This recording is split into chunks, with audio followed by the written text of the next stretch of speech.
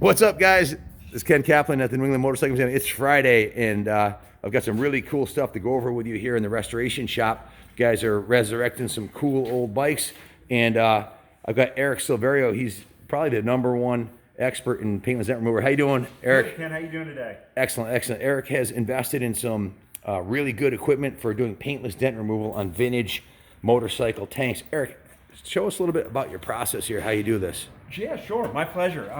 This is a tank that we looked at upstairs in the museum, and what we're going to do is use the paintless dent removal process, meaning no paint is required whatsoever, to fix these dents that we're going to find all over this beautiful classic tank. The tank looks beautiful for a 50-year-old tank, other than the giant dents, and even underneath it is nice and clean. So this is a rare piece to find this nice, other than the multiple dents in it. But well, you know, thank goodness again, you know, you've been able to we've been able to meet, and I can, you know, really use my expertise and show you what we're able to do to restore something like this in this piece of history. Motorcycle history is just exciting. You're the only guy I know really on the East Coast that can do this kind of work. There's Joe Abate on the West Coast, and unfortunately it's very inconvenient to ship them tanks. So having you coming here and picking up a dozen tanks at a clip is awesome for us. We're really excited to have you on the team, Eric. Well, I can't thank you enough, Ken, because it's really being an honor to be part of the team and to be able to come down here and use my expertise of 24 years in this PDR business and use it on something that's historical and really a piece of art. And that's kind of how I look at my work, and I'm excited to bring it to you. That's awesome. So yeah, this is going to be one of the ones he's doing. This is one of the original badged Yamahas. You've heard Junior talk about this a lot. This badge only was 68 to 72, and it was the end of an era where these things were I would say the form didn't always follow function with Yamaha. Their calling card was to make these things beautiful, and these tanks stood the test of time. 50 years later, they still look beautiful. So we've got a bunch of other tanks we're going to show you that we're going over.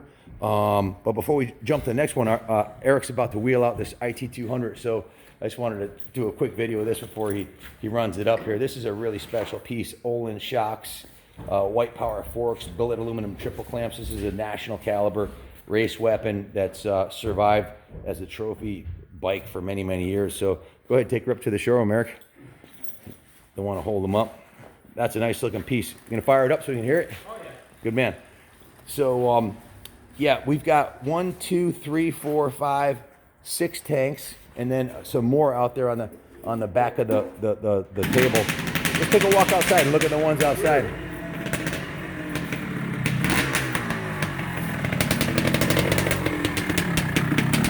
She's a beauty. Wow.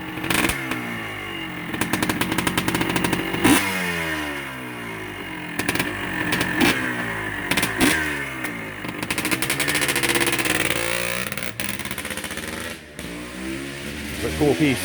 This is, so we have what, 6 in there, 7, 8, 9, 10, 11, 12 tanks, and 13, 14 tanks and 3 fenders.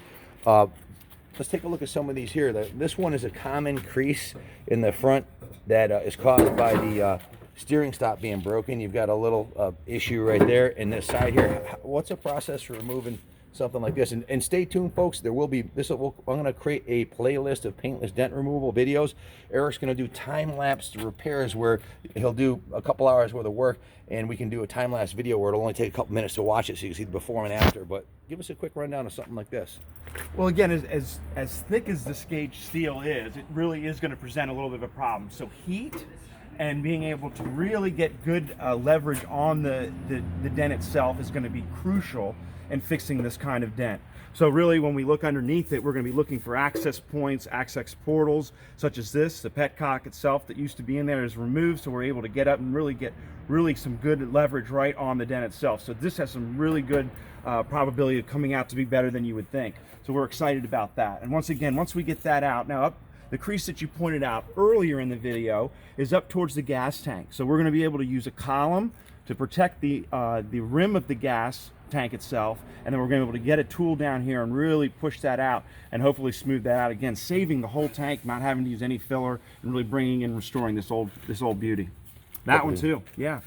As I go around and use my lights, I'll be able to really highlight and see any imperfections, and I'm going to tackle each one of them individually and hopefully come out with a beautiful, beautiful finish. Then they'll go to our resident body guy here and see what he can do with the paint job. We're probably going to repaint this. It's just the paint job's too far gone, but we can get factory original graphics, so we'll lay down the original colors, and it'll be like a brand new tank.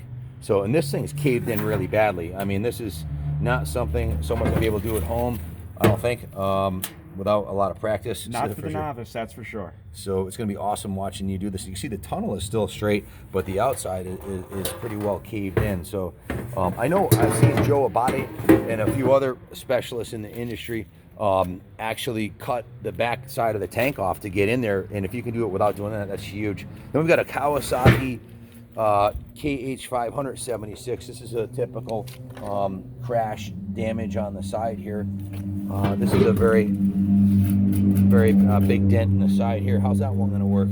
Well, again, with as much rust that's on this, you know, we are going to probably run into some issues. But, you know, again, this is something with as old and as classic as it is. If we can smooth it and bring it up and even just bring it back so that it's a level surface so that we can just do a slight skim coat, yeah. Then, you know, we're really kind of doing as little body work as possible. Once again, keeping this beautiful structure, you know, right back to its original with as little body filler as possible. And then we've got an 83 GPZ 550, another classic bike that we're quite often crashed with dents in it. We've got this 73 RT3 tank with multiple dings, a dent on the front here, and a big crease on the side here that definitely take away from the structure, and that'll probably need a total repaint, but it'll be all metal. And this one here, what do you see on this one? Yeah, we're seeing again, you know, typical damage we get from when, you know, these things are being raced, so they fall down, the racer takes a spill, you know, and so you're getting just, you know, minor collision damage that's just, you know, that we're going to be able to, again, heat up this metal. And again, these older sport bikes, because we don't have a lot into them, we're really going to have some good access. So I'm excited to really do these time-lapse videos for you and show you the process and really the finished product. That's what's going to be most exciting. I'm thrilled. And then we got a Yamaha RT2, one of Kenny's favorites. Either this guy had big balls or probably a little bit.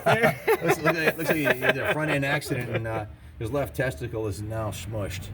But that's a bad spot to cause the damage yourself, if you know what I'm saying. And then you got a dent on this side here too. This thing's pretty hammered. Look at this front corner too. That's just crushed right in, increased.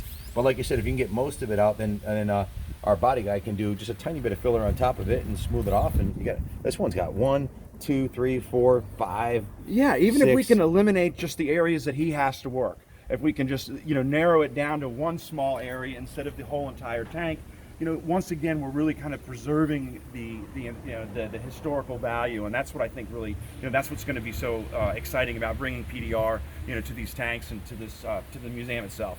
PDR again, folks, paintless dent removal for those that don't know. And then we've got a classic 93 Harley-Davidson Heritage Cow Glide front fender, which has a crease in the side, which would be awesome if we can get that cleaned up. A couple of older Yamaha Enduro fenders with dents, and I've got 2 new NOS tanks that have been in a box forever. This came out of a shop that had a fire, and we ended up buying all the parts out of it. It was damaged in the showroom, brand new, and it's got a big crease in the side, but the inside of the tank is in mint shape. It was the rest of the tank is mint, unfortunately. That's exciting. So that's an NOS or a showroom tank. Again, here's another one off another new bike that was damaged. So it'll be interesting to see what we can do to absolutely get these